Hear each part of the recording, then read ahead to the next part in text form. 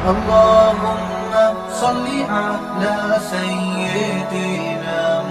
محمد يا رب صل وسلم دائما أبدا على حبيبي الرحيم.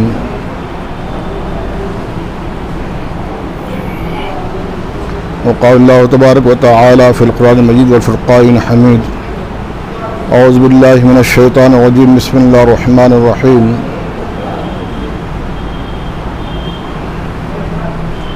فأما الزبد فيذهب جفاء وأما ما ينفع الناس فيمكث في الأرض.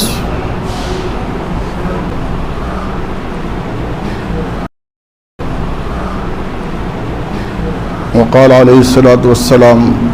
الصوم جنة. وقال: الخلق ويا لله.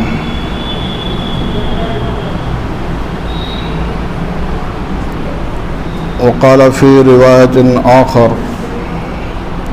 والله في عون العبد ما كان العبد في عون أخيه، اور كما قال علیہ الصلاۃ والسلام. محترم بزرگوں اور دوستو،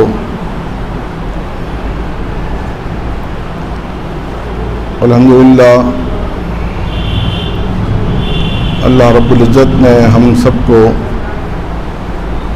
اس ماہ مبارک میں ہماری تمام کوتاہیوں کے باوجود اور ہمارے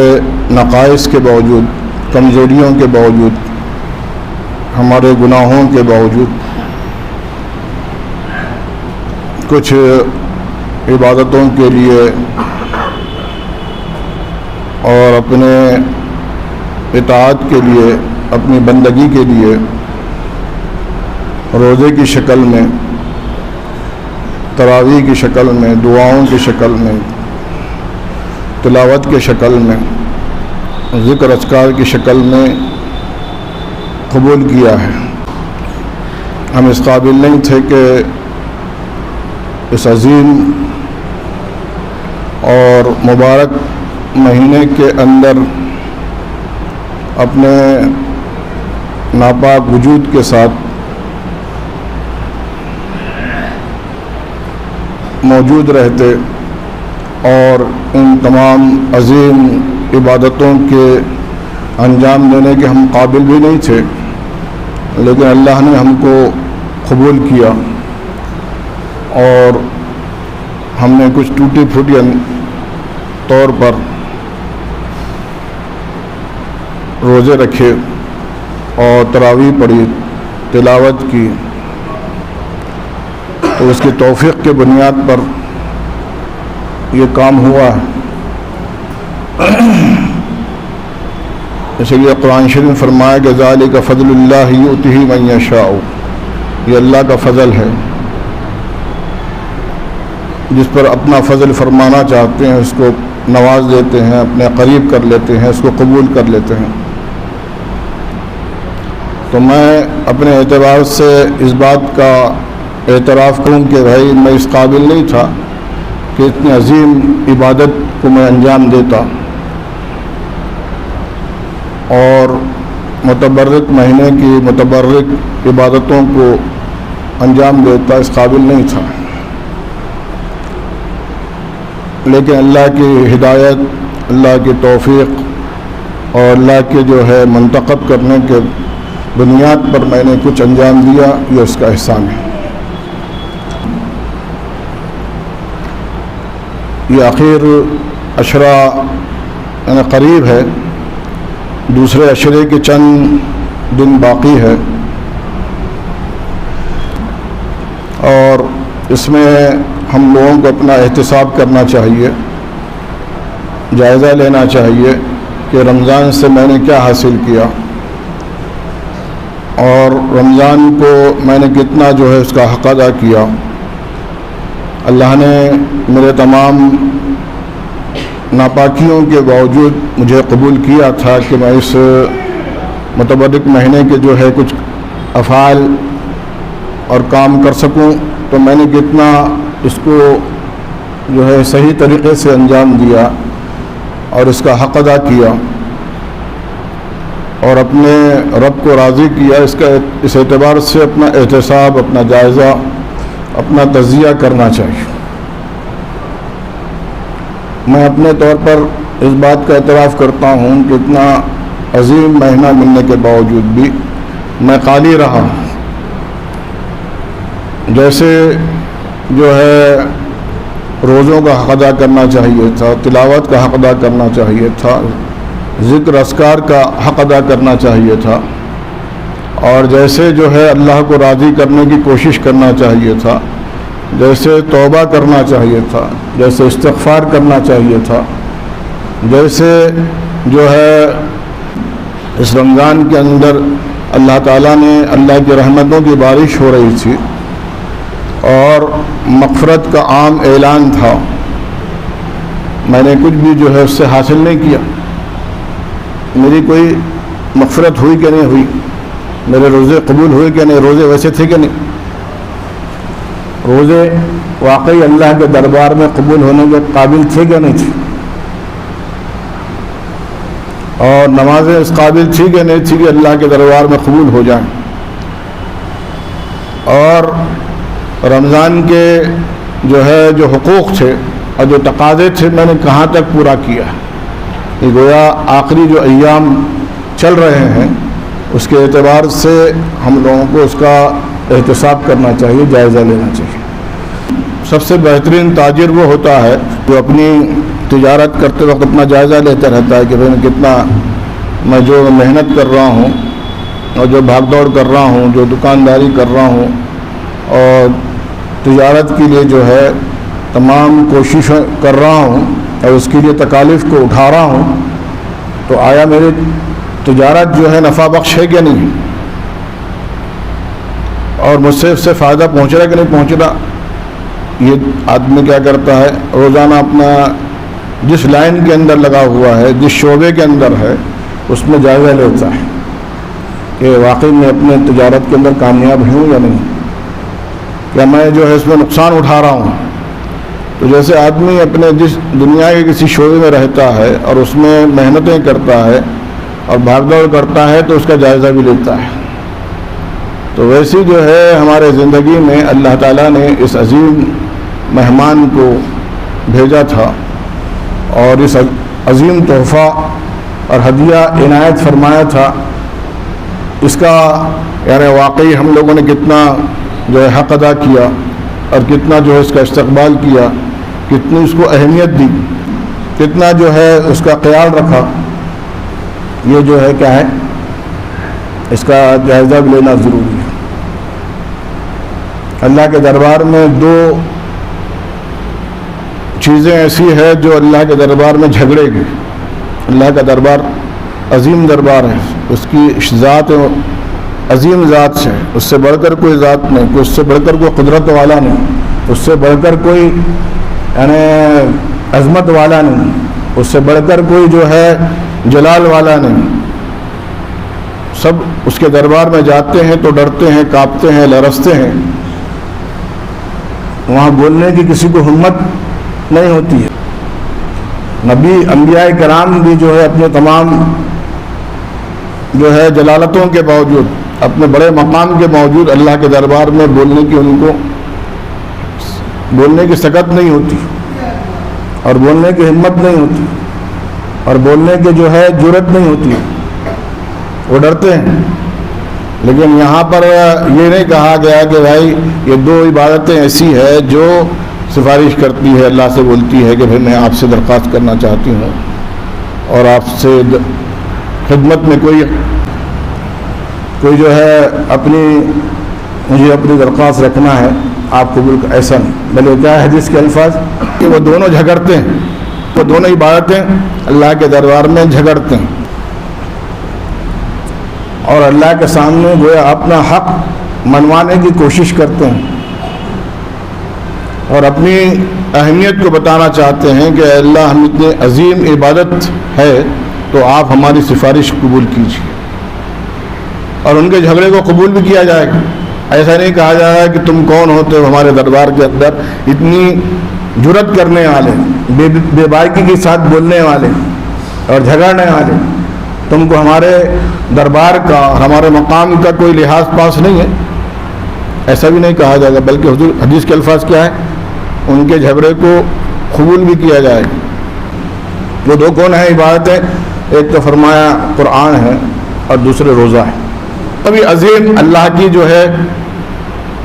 عظیم ترین جو ہے اللہ کا ہدیہ ہے، تحفہ ہے اور عظیم نعمت ہے، قرآن بھی نعمت ہے، اور دونوں کے ساتھ امت مسلمہ کا جو رویہ ہے اور جو مسئلہ ہے کہ ناانصافی کرتے ہیں لوگ، کبھی قرآن کو اس کا حق ادا نہیں کرتے، قرآن کو حق ادا نہیں کرتے کہ قرآن کھول کر پڑھتے ہوں، اور پڑھ رہے ہیں تو کتنا دل جمعی کے ساتھ اور یکسوئی کے ساتھ متوجہ ہو کر آدمی قرآن کو پڑھتا ہے اور چاہتا ہے کہ میں روزانہ قرآن پڑھتا رہوں۔ یہ اللہ کا میرے پاس کیا ہے، عظیم انعام ہے اور تحفہ ہے، مجھے پڑھنا چاہیے اور اس کا کم سے کم اس کو سمجھنا چاہیے، اس کا حق ادا کرنا چاہیے۔ تو قرآن جو ہے کے تعلق سے یہ کہا گیا کہ جس فرشتے کے ذریعے سے آیا وہ سب سے بہترین کیا تھا؟ فرشتہ تھا، سید الملائکہ جبریل علیہ السلام۔ فرمایا جس نبی پر اترا ہے وہ سید المرسلین ہے، سید الکونین ہے، خیر البشر ہے، محبوب کبریا ہے۔ تو عظیم قرآن کے جو نازل ہوا وہ عظیم نبی پر نازل ہوا، اور فرمایا کہ جو ہے جس امت پر نازل ہوا وہ خیر امت، تو قرآن نازل ہوا تو وہ خیر امت بن گئی، اور جس نبی پر نازل ہوا وہ سب سے بہترین نبی ہو گئے،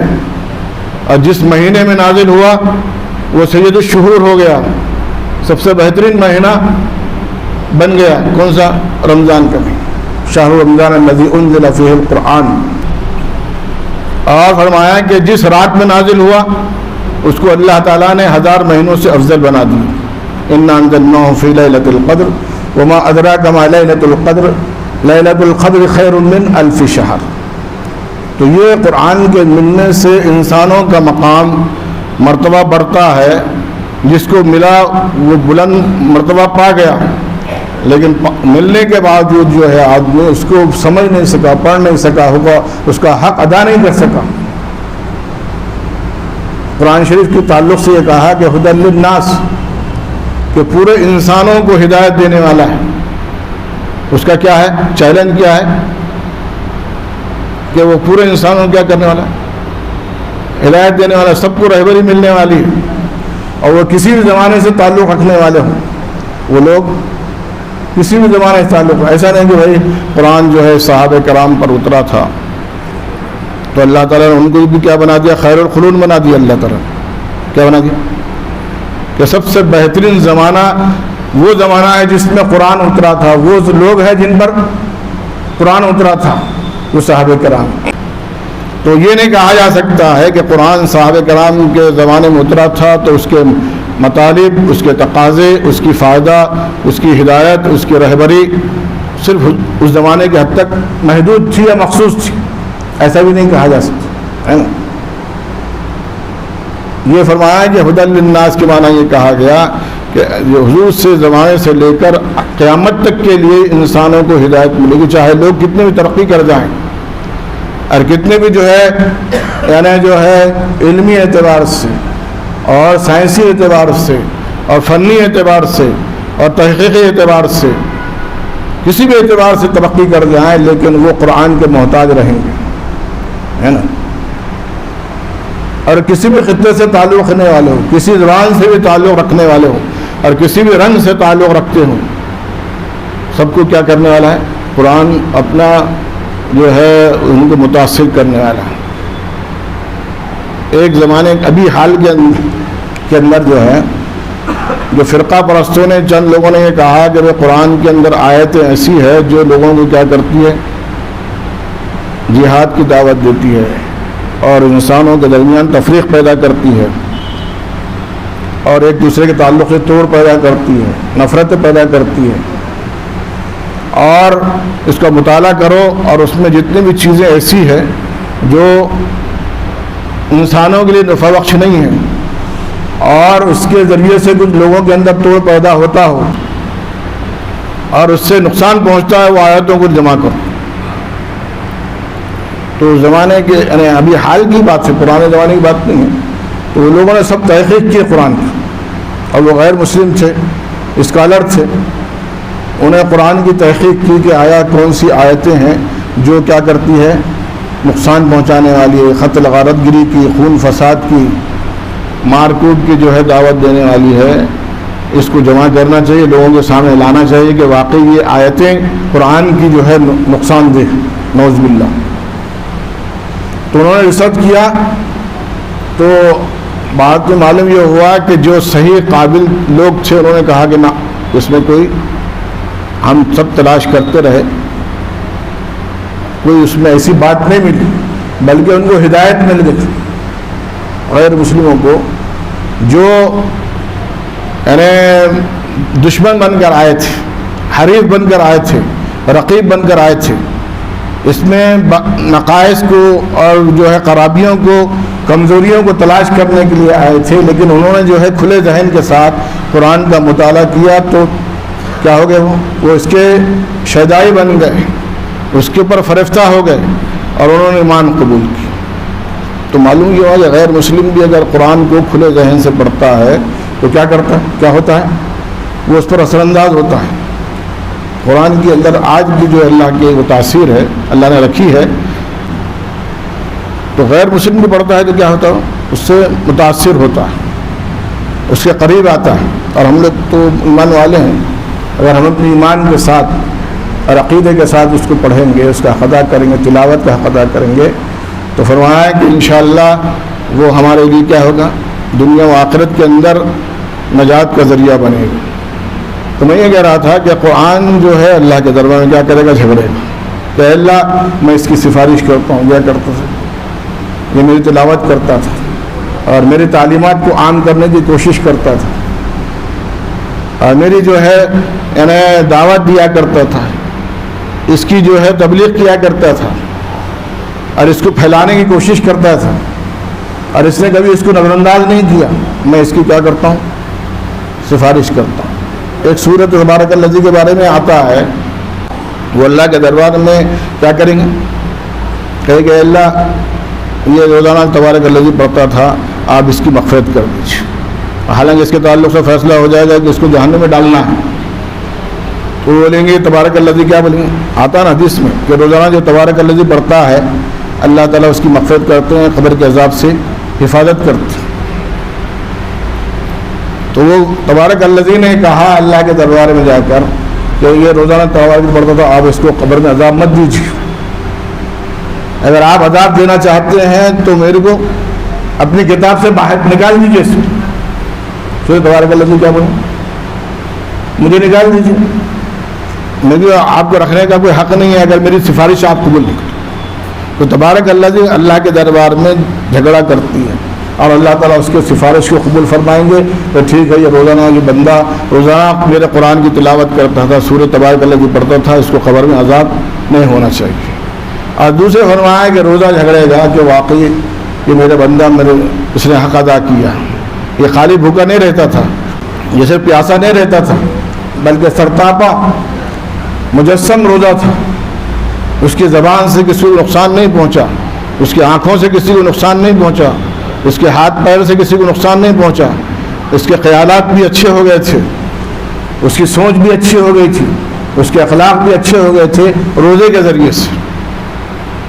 روزے کے ذریعے سے انسان کی سوچ بدلتی ہے،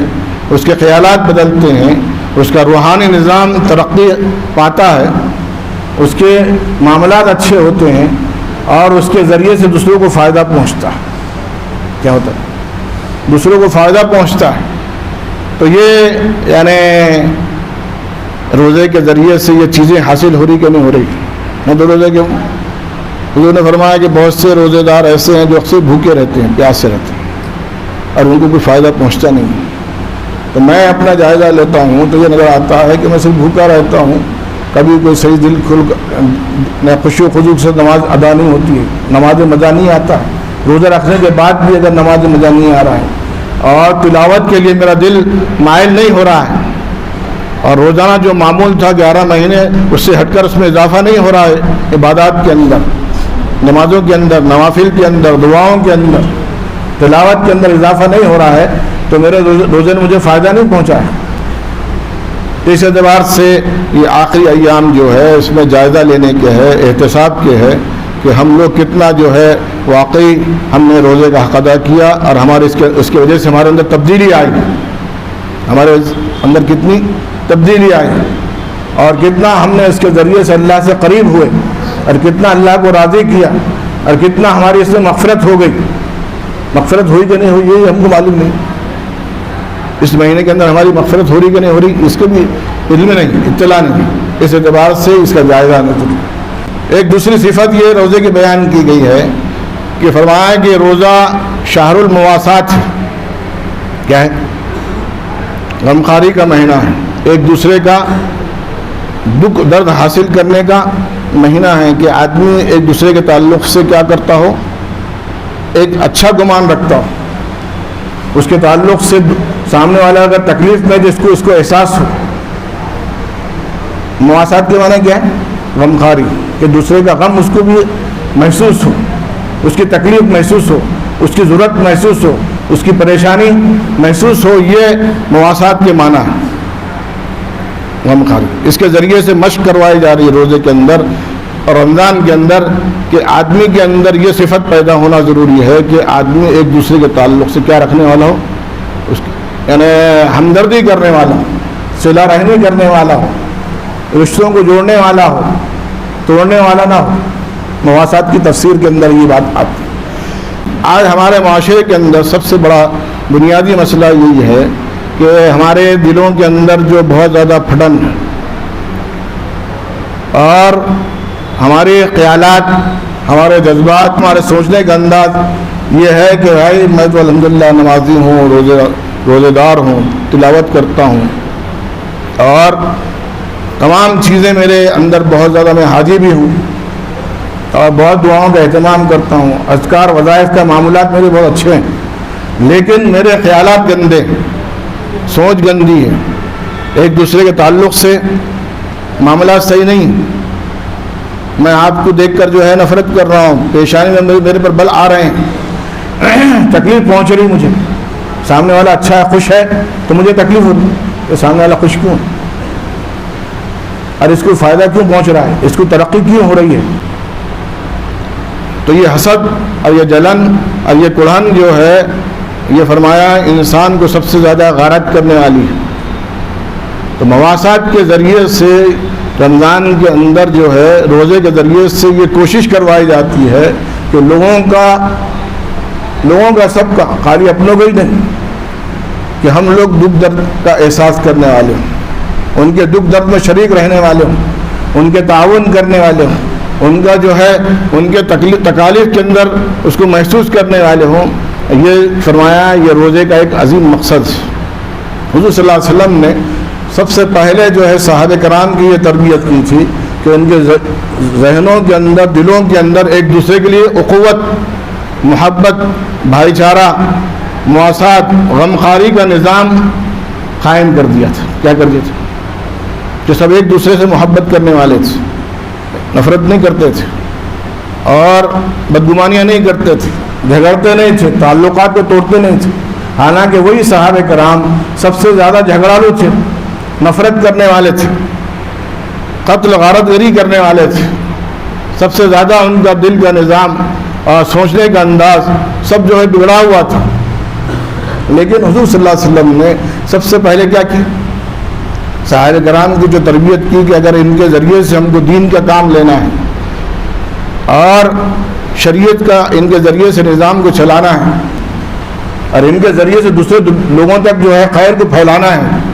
تو سب سے پہلے ان کے دلوں کے اندر خیر کو داخل کرنا پڑے گا۔ ان کا سوچنے کا انداز یہ ہو کہ مجھ سے زیادہ سامنے والا ضرورت مند ہے،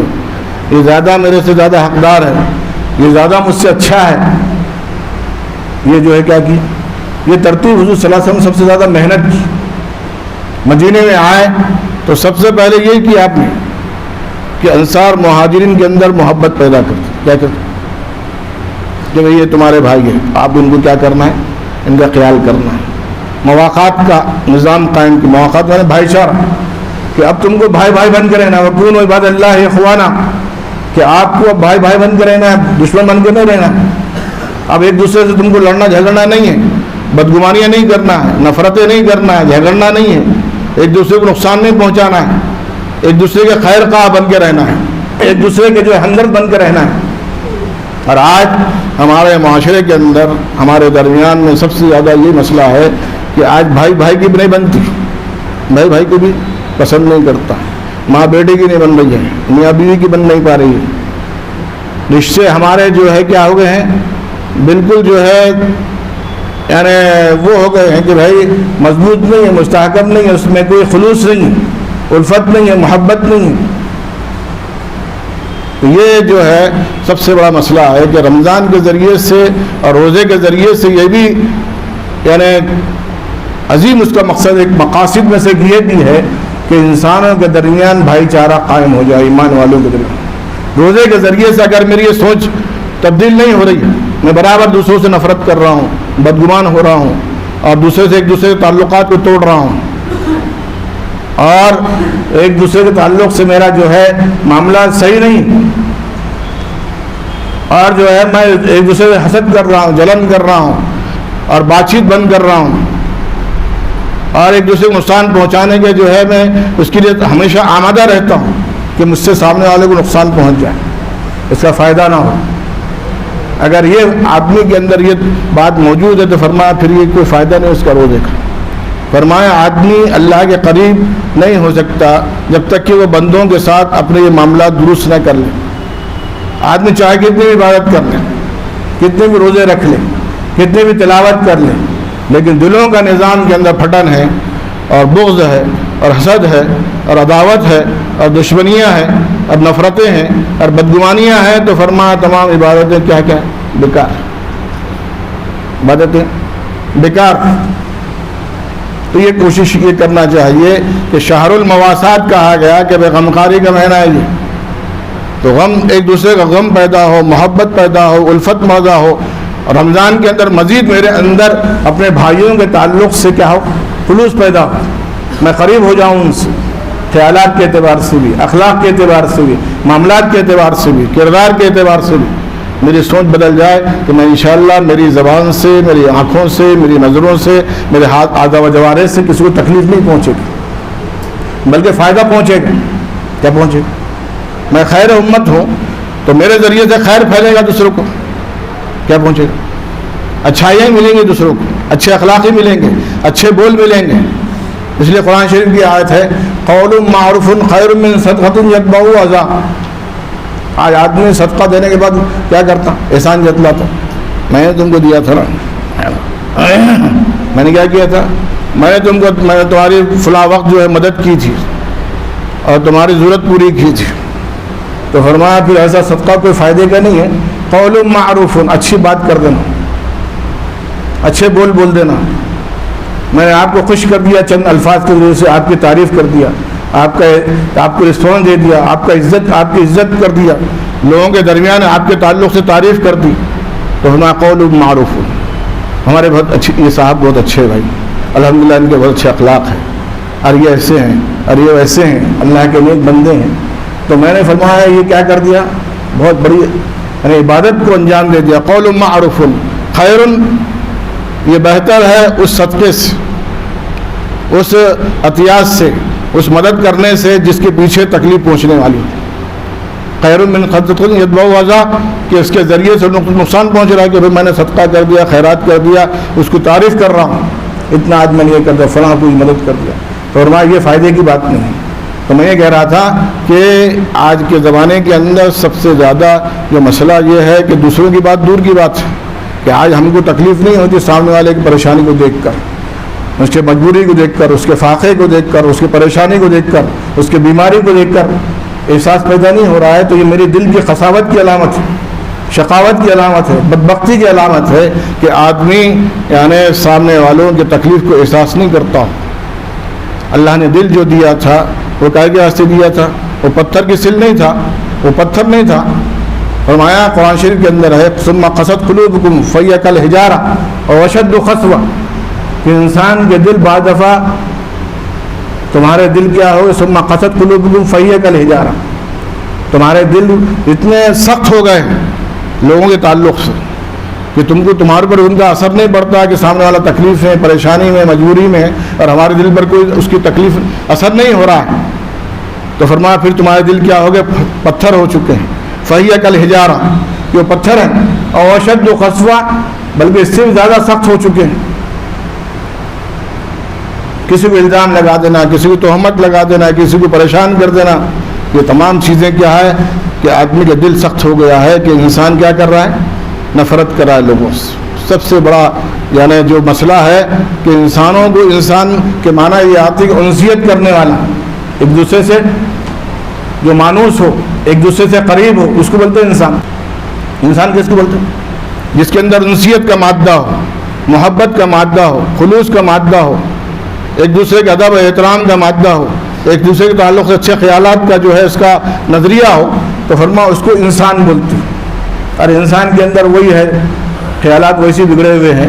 ایک دوسرے سے نفرتیں ہیں، توڑ ہے اور بدگمانیاں ہیں اور جھگڑے ہیں، پنچایتیں، فرما پھر تمام عبادتیں بیکار ہیں، تمام ریاضتیں بیکار ہیں، تمام جد و جہد بیکار ہیں، تمام اعمال اور وظائف اور معمولات بیکار ہے اگر جو ہے دلوں کے اندر کیا ہے، بغض دعوت۔ تو ہمارے معاشرے کے اندر سب سے بڑا مسئلہ وہی ہے۔ اس لیے حضور نے فرمایا کہ غیبت کرتے کوئی چغلی کر رہا ہے تو پھر روزے کا فائدہ نہیں، بلکہ روزہ کا اور زیادہ روزہ محسوس ہوتا ہے نا۔ واقعات بھی سنے، آپ نے عملی طور پہ واقعات پیش آیا حضور کے زمانے میں کہ کسی نے غیبت بہت زیادہ کر لیا تو اس کو روزہ بہت زیادہ محسوس ہو رہا تھا۔ تو اس اعتبار سے یعنی ہم کو کوشش کرنا چاہیے کہ ہم آج اپنے رمضان کے اندر اس بات کا تہیہ کر لیں، عزم کر لیں، فیصلہ کر لیں کہ انشاءاللہ میرے دلوں کے اندر لوگوں کے تعلق سے اچھے خیالات رہیں گے۔ ہمارے گھروں کے اندر ہم ماحول بنائیں گے کہ آپس میں محبت اور بھائی چارہ ہو، ایک دوسرے کو دینے والے ہو، ایک دوسرے کو چھیننے والے نہ ہوں، ہے نا۔ تو حضور نے صحابہ کرام کی اس اعتبار سے تربیت کی تھی۔ اس لیے ہم نے دیکھتے ہیں کہ واقعہ پڑھنے میں آتا ہے، بارہا سنتے بھی ہم لوگ، لیکن اس سے اثر لینا چاہیے کہ ایک صحابی کہتے ہیں کہ ایک جنگ کے اندر میں اپنے بھائی کو دیکھنے کے لیے گیا کہ وہ زخمی ہے یا شہید ہو گئے، کیا ہو گئے، اور پانی لے کر گیا ساتھ میں۔ تو پانی لے کر گیا تو میں نے کیا دیکھا کہ میرا بھائی زخمی ہے اور اس کو زخمی حالت کے اندر پیاس لگی ہوئی ہے اور پانی کی ضرورت محسوس کر رہا ہے، اور آدمی آخری وقت میں بہت زیادہ اس کو پیاس لگتی ہے۔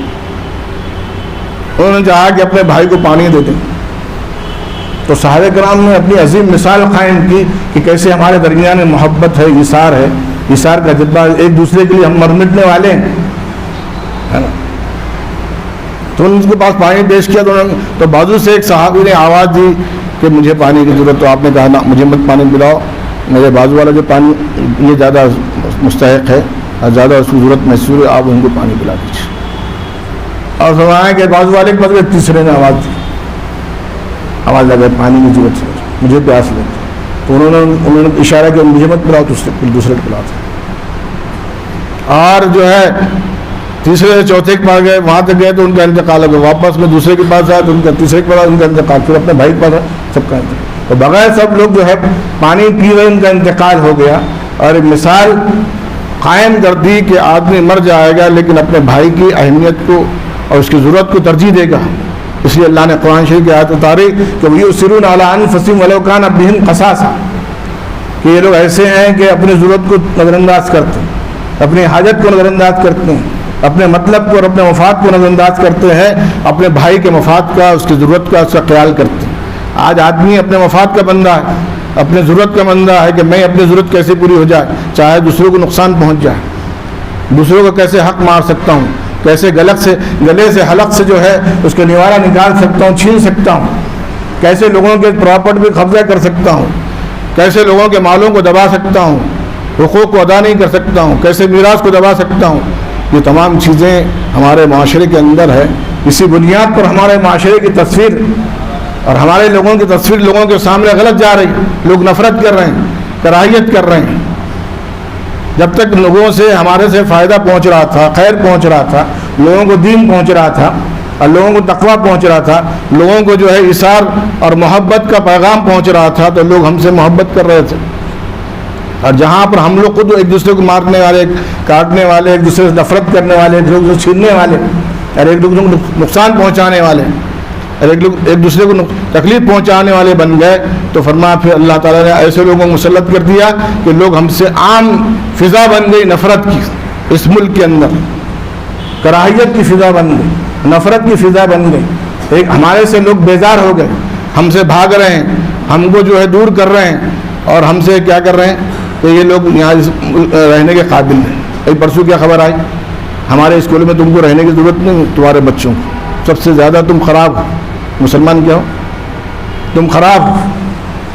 تو یہ چیز جو پھیلتی ہے ہمارے، ایسا نہیں ہے کہ ایسی کچھ مسئلہ، اللہ کے جانب سے فیصلے آتے ہیں کہ یہ خود آپس میں لڑنے جھگڑنے والے ہیں، نفرتیں کرنے والے ہیں، ایک دوسرے کے حقوق کو غصب کرنے والے ہیں اور حقوق کو دبانے والے ہیں، ایک دوسرے کو جو ہے کہ آپ برداشت نہیں کر سکتے ہیں، پھر ہم تمہارے وجود کو برداشت نہیں کریں گے، تم کو بوجھ بنا دیں گے. اس ملک کے اندر لوگ نفرت کریں گے. تو یہ فیصلے اللہ کی طرف سے ہوتا ہے. ایسا نہیں کہ اللہ کوئی بھی نفرت کر رہا ہے اور نفرت کا بازار گرم ہو رہا ہے، ایسا نہیں. جب تک ہم ایک دوسرے سے نفرت کرتے رہیں گے، ایک دوسرے کو بوجھ سمجھیں گے، ایک دوسرے سے بھاگیں گے، ایک دوسرے سے کترائیں گے اور ایک دوسرے سے جو ہے کیا کریں گے، یعنی حقوق کو غصب کریں گے، دبائیں گے، تو فرمایا پھر اللہ تعالیٰ ہمارے اوپر ایسے افراد کو مسلط کر دیں گا جو ہم کو کیا کریں گے، برداشت نہیں کریں گے. تو یہ نظام اللہ کے جانب سے چلتا ہے. اس اعتبار سے روزے کا ایک مقصد یہ بھی تھا کہ بھائی یعنی ہمارے درمیان جو نفرتیں ہیں بہت زیادہ. ہم اپنے درمیان یہاں الحمدللہ بدنا پور کا ماحول اچھا ہوں گا، لیکن اپنے درمیان ہم محسوس یہ کرتے ہیں کہ جو آج عمومی فضا جو نفرت کی ہمارے مسلمانوں کے تعلق سے، بھائیوں کے تعلق سے ہے، اس کی بنیادی وجہ یہ ہے کہ ہمارے درمیان نفرت ہے ایک دوسرے کے تعلق. ہم جب ایک دوسرے سے محبت کرنے والے ہو جائیں گے، وہ کون عباد اللہ اخوانہ کی تصویر بن جائیں گے کہ ہم سب سے محبت کرنے والے ہیں، ہم سے کسی کو تکلیف نہیں پہنچے گی. اللہ نے، رسول نے فرمایا واللہ فی عون العبد ما کان العبد فی عون اخیہ، یہ پیغام دیا تھا کہ جب تک آدمی ایک دوسرے کی مدد کرتا رہے گا، ایک دوسرے کو فائدہ پہنچاتا رہے گا، فرمایا اللہ تعالیٰ اس کو فائدہ پہنچاتا رہے گا. اللہ سے مدد حاصل کرنے کا ذریعہ کیا ہے؟ اللہ کو راضی کرنے کا ذریعہ کیا ہے کہ ہم اپنے بھائیوں کو فائدہ پہنچانے والے ہوں. ایک حدیث میں کیا فرمایا، خیر الناس من ينفع الناس. حدیث کے الفاظ کیا پہلے دیکھیے آپ. خیر الناس، سب سے بہتر لوگ کون ہیں؟ سب سے بہتر لوگ کون ہیں؟ من ينفع الناس، جس سے لوگوں کو فائدہ پہنچتا. مجھ سے تو نقصان نہیں پہنچ رہا، میرے زبان سے، میری نظروں سے، میرے معاملات سے، اپنے اخلاق سے دوسرے کو نقصان نہیں پہنچ رہا نا. مجھ سے لوگ یہ بولا بھائی معاملہ سب ٹھیک ہے وہاں، لیکن ان کے بول بہت خراب ہے، ان کا جو معاملہ بہت غلط، اچھا نہیں، ان کے اندر زبان بہت خراب ہے، پھر یہ بولتے رہتے، تکلیف پہنچتے رہتی. تو اللہ کو راضی کرنا ہے، اللہ کی مدد حاصل کرنا ہے، تو میں کیا کروں، جو ہے اپنے بھائیوں کی مدد کرنا شروع کر دوں، ان کا تعاون کرنا شروع کر دوں، ان کی ضرورتوں میں جو ہے اپنا شریک ہو جاؤں. آج دنیا کے اندر انسانوں کے اندر اتنی خساوت زیادہ ہو گئی کہ فلسطین کے اندر مسلمانوں کے بچے جو ہے کیا ہو رہے ہیں، بھوک سے بلبلا رہے ہیں. یہود اور نصارہ دور کی بات، فاقے سے مر رہے ہیں، روزانہ شہید ہو رہے ہیں، ان پر بمباری ہو رہی ہے. آج مسلمان کے اندر اس کا احساس بھی پیدا نہیں ہو رہا ہے. مسلمان ممالک جو خاموش، مجرمانہ خاموشی ہے. ان کے اندر مواسات اور غمخواری نہیں ہے کہ میرے پڑوس میں میرے بچے جو ہے کیا ہے، بھوک سے مر رہے ہیں، ان کو روزہ کھولنے کے لیے کھجور نہیں ہے، پانی نہیں ہے. آج اورنگ آباد کے اندر یعنی ایک پروگرام بھی رکھا گیا کہ جو فلسطین کے مسلمانوں بچوں کے حق میں کہ بھائی ہم لوگ وہاں افطار کریں گے خالی کھجور سے، پانی اپنے ساتھ میں لے کر آؤں، صرف فلسطین کے مسلمانوں کے حق میں. تو آج جو ہے اتنی زیادہ بے حسی عام ہو گئی. ہم لوگ یہودیوں کو، عیسائیوں کو، دوسرے لوگوں کو زیادہ گالی گلوچ کر رہے ہیں، ان کو برا بھلا کر رہے ہیں، لیکن سب سے بڑا گناہ اور سب سے بڑے مجرم ہمیں ہے کہ آج ہمارے بڑے بڑے پارٹیاں ہو رہی، افطار پارٹیاں ہو رہی ہیں مسلم ممالک کے اندر بھی اور ہندوستان کے اندر بھی، سیاسی پارٹیاں بھی ہو رہی ہیں، لیکن اس وقت یہ احساس نہیں ہو رہا ہے کہ ہمارے بچے، ہمارے بھائی، ہماری بہنیں جو ہے آج بھوک سے پریشان ہیں، فاقے سے پریشان ہیں، ان کے لیے ہم کیا کر سکتے ہیں؟ اور آدمی سوچے کہ میں کیا کر سکتا ہوں، دعا کر سکتا ہوں، ان کے جو ہے اسرائیلی جو اشیاء ہے اس کا بائیکاٹ کر سکتا ہوں، ان کے لیے جو بھی ہو سکتا ہے کر سکتا ہوں، تو انشاءاللہ ہم لوگ انشاءاللہ اس میں ہمارا حصہ رہے گا کہ ہم ان لوگوں کا نام رہے گا جن لوگوں نے فلسطین کے مسلمانوں کے حق میں دعائیں کرتے رہے یا ان کی مدد کرتے رہے، تعاون کرتے رہے۔ اس اعتبار سے یعنی میں یہ کہہ رہا تھا کہ روزے کے ذریعے سے جو مواسات، غمخواری، ہمدردی قائم کرنے کی کوشش کی جا رہی ہے، اس کی ایک مثال ہمارے سامنے ہے کہ فلسطین کے اندر بچوں کے اوپر جو قیامت آ رہی ہے، عورتوں پر، جوانوں پر روزانہ شہید ہو رہے ہیں، اپنی قربانی دے رہے ہیں بیت المقدس کے لیے، کہ ہم جو ہے ان یہودیوں کے ساتھ کسی قسم کا کمپرمائز نہیں کریں گے، مصالحت نہیں کریں گے، اپنے جہاد کے لیے اور قتال کے لیے، اللہ کو راضی کرنے کے لیے، اس مقدس زمین کی تحفظ کے لیے اپنی جانوں کا نذرانہ پیش کرتے رہیں۔ وہ چاہے تو جا سکتے تو وہاں ہجرت کر سکتے، لیکن ان کے جذبات اور ان کے خیالات، ان کی حمیت اس بات کو آمادہ نہیں ہے کہ ہم اپنے مقدس زمین کو چھوڑیں۔ یہ ہم کو گویا ہماری تربیت کر رہی ہے کہ ہم کو بھی اپنے وہ خیالات اور جذبات ہونا چاہیے اور ان کے تعلق سے ہمدردی کا اظہار ہونا چاہیے۔ تو یہودی اور نصارہ دوسرے نمبر پہ، ہمارے مسلمان بھائی کیا ہے؟ کوئی ان کے تعلق سے، بلکہ بولنے والوں کو پر بھی نظر رکھی جا رہی ہے کہ کوئی ان کے تعلق سے دعا نہ کرے، کوئی ان کے تعلق سے ہمدردی کے بول نہ بولے، یہ بھی سوچا جا رہا ہے۔ اس اعتبار سے یعنی یہ جو مہینہ تھا میں نے بتلایا، رمضان کا مہینہ، اس کی ایک بنیادی مقصد یہ بھی تھا کہ ہمارے درمیان الفت، محبت، غمخواری، غمگساری، ایک دوسرے کے تعلق سے اچھے خیالات، ایک دوسرے سے جوڑ محبت بھی پیدا ہونا ضروری ہے۔ جس کے تعلق سے جو سب سے زیادہ ناپید ہے، مفقود ہے، کم پایا جاتا ہے، بلکہ الٹا جو ہے ہم ایک دوسرے کے دشمن ہیں۔ اس اعتبار سے ہم اپنا جائزہ لیتے رہے کہ انشاءاللہ میں لوگوں کو معاف کرتے رہوں گا، لوگوں کے تعلق سے میرا خیالات اچھے رہیں گے، میں اپنے سے زیادہ دوسروں کو اچھا سمجھوں گا اور میں دوسرے کے حقوق ادا کرنے کی کوشش کروں گا، لوگوں کے کام میں اور ان کے جو ضرورتوں میں ہاتھ بٹاتا رہوں گا اور ان کی ضرورت پوری کرتا رہوں گا۔ فرمایا قیامت کی اپنی ضرورتیں پوری کرنا ہے تو اپنے بھائیوں کی ضرورت پوری کرو، قیامت کے پریشانیوں کو دور کرنا ہے تو اپنے درمیانی کیا کرنا ہے؟ آسان طریقہ یہ ہے، کوئی چاہتا ہے کہ میں قیامت کے دن کے مراحل سے آسانی سے گزر جاؤں تو میں دوسرے لوگوں کے لیے آسانیاں فراہم کروں، دوسروں کو کیا کروں؟ رسپانس دو، دوسروں کے ساتھ اچھا معاملہ کروں۔ یہ گویا ایک روزے کا عظیم مقصد ہے۔ اس اعتبار سے کوشش کرنا چاہیے کہ ہماری اس اعتبار سے بھی تربیت ہو اور اسی اعتبار سے ہمارے معاملات ہوں، ایک دوسرے سے ہم محبت کرنے والے ہوں، اور وکونوا عباد اللہ اخوانا کے اعتبار سے ہم بھائی بھائی بن کر رہیں، نفرت نہ کرنے والے ہوں۔ انشاءاللہ ہمارے درمیان محبت پیدا ہو جائے گی، الفت پیدا ہو جائے گی، خلوص پیدا ہو جائے گا، اللہ تعالیٰ دوسرے لوگوں کے دلوں میں بھی ہمارے تعلق سے اچھے گمان، محبت، الفت پیدا کی۔ اس زمانے کے اندر مدارس اسلامیہ ہی سب سے زیادہ جو ہے فرقہ پرستوں کی نظروں میں کھٹک رہے ہیں کہ یہ مساجد کا نظام، یہ دعوت کا نظام، یہ تعلیم کا نظام ختم ہو جائے اور آئندہ مسلمان بھی جو ہے ہمارے قومی دھارے میں شامل ہو جائے، ان کا عقیدہ، ان کا ایمان صحیح سالم نہ رہے۔ اس اعتبار سے دعوتی مراکز، مساجد، مدارس، مکاتب کو جو ہے نشانے پر ہے، اور ہم لوگ کوشش کریں گے کہ انشاءاللہ یہ مدارس، یہ دعوتی مراکز اور یہ مساجد اور مکاتب قائم رہے۔ اس کے ذریعے سے ہمارے آئندہ نسلوں کے اندر دین اور ایمان اور قرآن تعلیمات کا نظام چلتا رہے اور ان کا ایمان اور عقیدہ محفوظ رہے۔ اس اعتبار سے تمام مدارس اسلامیہ کا تعاون کرنا ضروری ہے۔ اللہ سے دعا ہے کہ ہم سب کو ان باتوں پر عمل کرنے کی توفیق عطا فرمائے۔ وآخر دعوانا الحمد للہ رب العالمین۔